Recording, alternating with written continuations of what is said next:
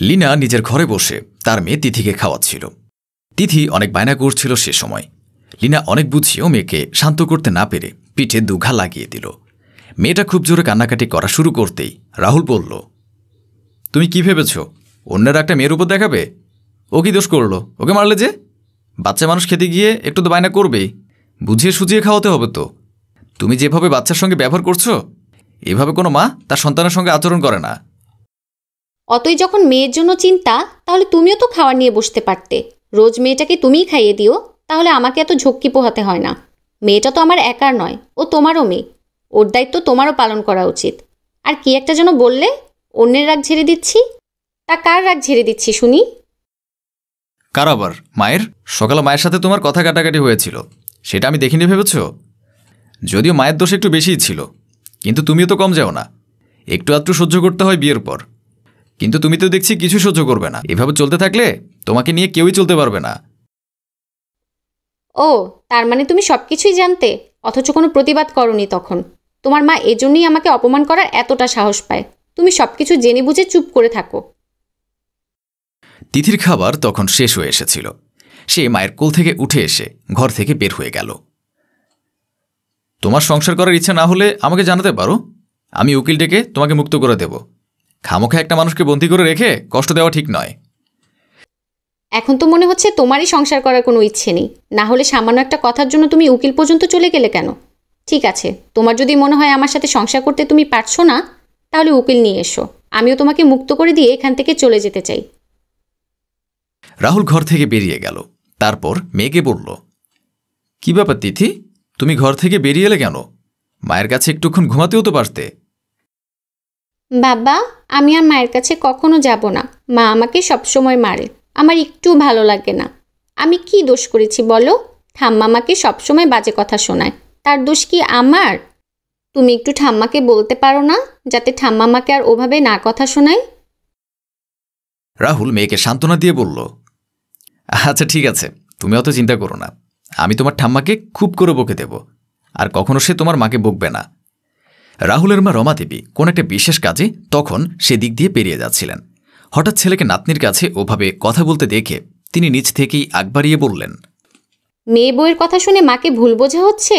তোর বউ যথেষ্ট দোষ করে, তার জন্যই তাকে কথা শোনাই। না হলে এমনি এমনি কি বাড়ির বউকে কেউ কথা শোনাবে? আমাকে না বুঝিয়ে তুই তোর বউকে বোঝা। সংসার করতে হলে একটু আধটু ঠোকাঠুকি লাগে, এর জন্য এত কিছু বলার কোনো মানে হয় না। আমার বউকে নিয়ে যখন সারা বাড়ির এত সমস্যা, তাহলে আমি তাকে ডিভোর্স দিয়ে দেব? তখন তো আর তাকে নিয়ে এত সমস্যা থাকবে না। আর তাছাড়া সেও আমার সাথে থাকবে না বলে দিয়েছে। তখন তাকেও দেখলাম বাচ্চাটাকে খাওয়াতে খাওয়াতে কি ভীষণ মারল।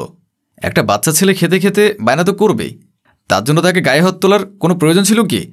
সে তোমার রাগটা আমার বাচ্চার উপর দিয়ে মিটিয়ে নেওয়ার চেষ্টা করেছে। তাই আমি সিদ্ধান্ত নিয়েছি তাকে বাড়ি থেকে বের করে দেব। বিকেলকে উকিলকে আসার জন্য ফোন করতে হবে। রাহুল সেখান থেকে চলে যায়। তিথি আপন মনে খেলতে শুরু করে। পরের দিন সকালবেলা বাড়িতে একটা অচেনা যুবক এলো। লীনা বুঝতে পারে না লোকটিকে।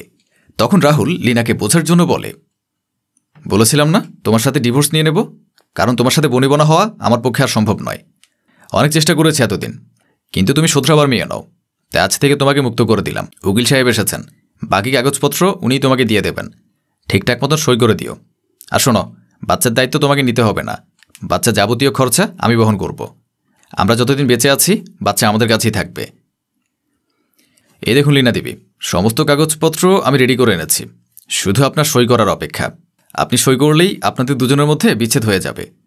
আর আজ থেকে আপনার বাচ্চাটার দায়িত্ব তার ঠাকুমা, পিসি এবং বাবার উপর দিয়ে আপনাকে আজই বাড়ি ছেড়ে চলে যেতে হবে। মায়ের কাছ থেকে বাচ্চাকে কেড়ে নেওয়ার অধিকার কোন আইন আপনাদের দেয় আমি সত্যিই জানি না। আপনারা চাইলে আমার স্বামীর সাথে আমার বিচ্ছেদ করিয়ে দিতে পারেন, তাতে আমার কিছু বলার নেই। দুটো মানুষের সম্মতি ছাড়া কখনোই একসঙ্গে থাকা যায় না। যেখানে মনের কোনো মিল নেই, সেখানে এক ছাদের তলায় থাকার কোনো ইচ্ছেও আমার নেই। কিন্তু আপনারা আমার সন্তানকে আমার থেকে কেড়ে নিতে চাইছেন, তা আমি কিভাবে সহ্য করব? এটা তো কখনোই হতে পারে না। এখানে আমার কিছু করার নেই। আপনার স্বামী নিজে দাঁড়িয়ে থেকে দায়িত্ব নিয়ে এটা আমাকে লিখতে বলেছিলেন যে তার সাথে আপনার ডিভোর্স হয়ে যাওয়ার পর আপনাদের একমাত্র বাচ্চার দায়িত্ব যেন মেয়ের বাবা পায়। তাই আমি বাধ্য হয়েছি এটা করতে। যেহেতু মেয়ের বয়স 10 বছর পার হয়ে গেছে, তাই এখানে মায়ের থেকেও পরিবারের রায় বেশি খাটবে। যেখানে আপনার বাচ্চা মেয়েটাও আর আপনার সঙ্গে থাকতে রাজি নয়, সেখানে আইন কিছু করতে পারবে না। শুনেছি আপনি নাকি আপনার বাচ্চার উপরে যথেষ্ট অত্যাচার করেন, খাওয়ার সময় তাকে মারেন, বকেন এবং সবসময় তাকে শাসন করেন। একটা বাচ্চার জন্য এটা ভীষণ হার্মফুল। আইন যদি আপনার এই দোষটার ব্যাপারে জানতে পারে তাহলে হয়তো আপনার জেলও হতে পারে। আপনি যেহেতু বাচ্চাকে সবসময় নিজের আঙুলের ডগায় নিয়ে নাচাতে চান, সেহেতু বাচ্চাটাও আপনার সঙ্গে থাকবে না বলেই জানিয়েছে। বিষয়টা ক্লিয়ার না হলে আপনার বাচ্চাটাকে একবার জিজ্ঞেস করে দেখুন। লিনা নিয়ে বলল, তিথি, তুমি কি সত্যিই আমার সাথে আর থাকতে চাও না? তোমারও কি মনে হয় যে আমি তোমার উপর অত্যাচার করি, সবসময় তোমাকে শাসন করি? আমি তোমার সাথে থাকতে চাই না। আমি আমার বাবা আর আমার ঠাম্মার সাথে থাকতে চাই। তুমি সবসময় বাড়িতে ঝগড়া করো। চোখের জলে ভাসতে ভাসতে লিনা উকিল সাহেবের কাছ থেকে কাগজটা নিয়ে সই করে দিল, আর তারপর নিজের যাবতীয় লাগেজ গুছিয়ে সেদিনই বাড়ি থেকে বের হয়ে গেল। যাওয়ার আগে তিথিকে আদর করার জন্য একবার ছুটে এলেও তার শাশুড়িমা তাকে তার মেয়ের কাছ থেকে দূরে সরিয়ে নিয়ে গেলেন। এই ঘটনার পর কেটে গেছে অনেকগুলো দিন। রাহুল মেয়েকে সাথে নিয়ে মা আর তার বোনের কাছে গিয়ে বলল, আমি না হয় অফিসে গিয়েছিলাম, তোমরা দুজনেই তো বাড়িতে ছিলে, মেয়েটাকে কি একটু ভাত খাওয়ানো যেত না? ঠাম্মা পিসি দুজন মিলে কি এমন রাজকার্য করছিলে যে মেয়েটাকে খিদে পেটে বসে থাকতে হয়েছে?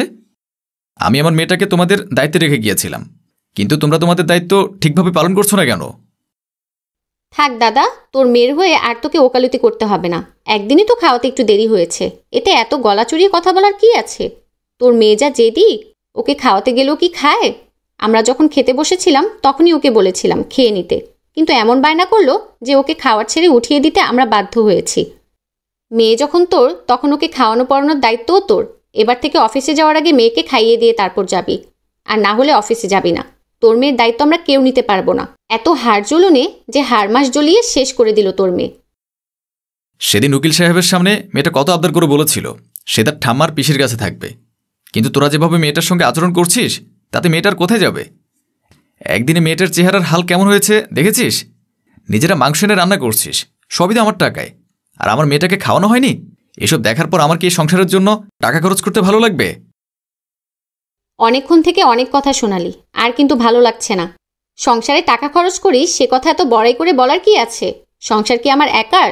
এখানে তো তোরাও খাস, তাহলে খরচ কেন করবি না? আজ বুঝতে পারছি লিনা কেন অকারণে বাচ্চার গায়ে হাত উঠাতো। তুমি আর তোমার মেয়ে যেভাবে দাঁত চিবিয়ে কথা বলো তাতে প্রত্যেকটা মানুষেরই মেজাজ বিগড়ে যাবে।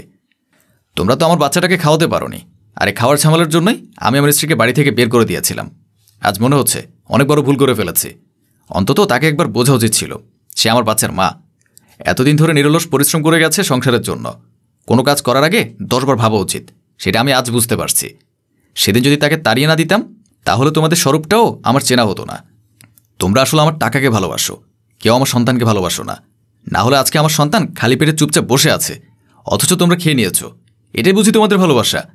আর আজকের ঘটনার পর আমি একটা জিনিস খুব ভালো করে বুঝতে পেরেছি, কোনো মানুষকে ভুল বোঝার আগে অনেকবার চিন্তা করতে হয়। না হলে আমরা রাগের মাথায় এমন কিছু সিদ্ধান্ত নিয়ে ফেলি যা আমাদের সারা জীবনের জন্য পস্তাতে হয়। আমি উকিলকে বলে আবার লিনাকে এই বাড়িতে ফিরিয়ে আনবো, কারণ লিনা একমাত্র আমার সংসারটাকে সুন্দরভাবে পরিচালনা করতে পারত। প্রয়োজন হলে তার পায়ে পড়ে ক্ষমা চাইব, কারণ আমি যে ভুল করেছি সেই ভুলের দায় আমি কারোর উপর চাপাতে চাই না।